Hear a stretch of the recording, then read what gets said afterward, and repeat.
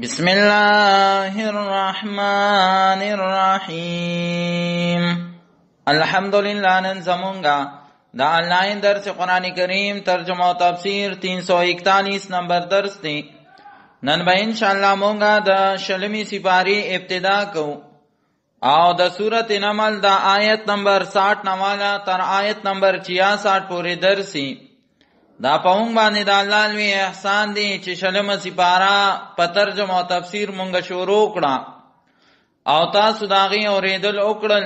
دا زمونږ کمال نه دی، دا پاونگ باندې دا الله تعالی ډیر لوی غټ احسان دی چې مونږ د خپل قران کریم ته متوجي کړیو او سناسو اوریدل د قران کو او په خپل ژوندګو کې داغي تعلیمات راولو.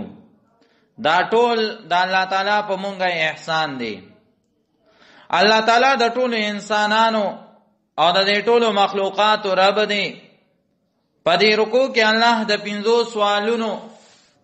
15 سوالونه دا ذکر کړی دي د دې لپاره د سمج د انسان چې انسان ته د دنیا ته ګوري نه، ته د کائنات او په دې مخلوقاتو کې سوچ سمج نه لري چې الله د ستاده پر ازمکه اسمان پیدا کړی دی او په دغه ازمکه او اسمان کې الله پاک د اسمان نو بر اوروي او په دغه اوبو په ذریعہ باندې د فصلونه راوخیږي او خپل باغونه تی جوړ شي.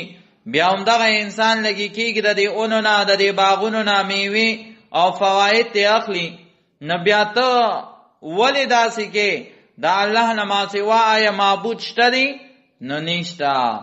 ځکه چې کوم انسان د الله نه ما سوا معبود ګڼي نو دې د حد نه تجاوز کوونکی دی. ځکه الله فرمایي بسم الله الرحمن الرحیم امن خلق السماوات والارض، آیا چا پیدا کړل اسمانونه او ځمکه، وانزل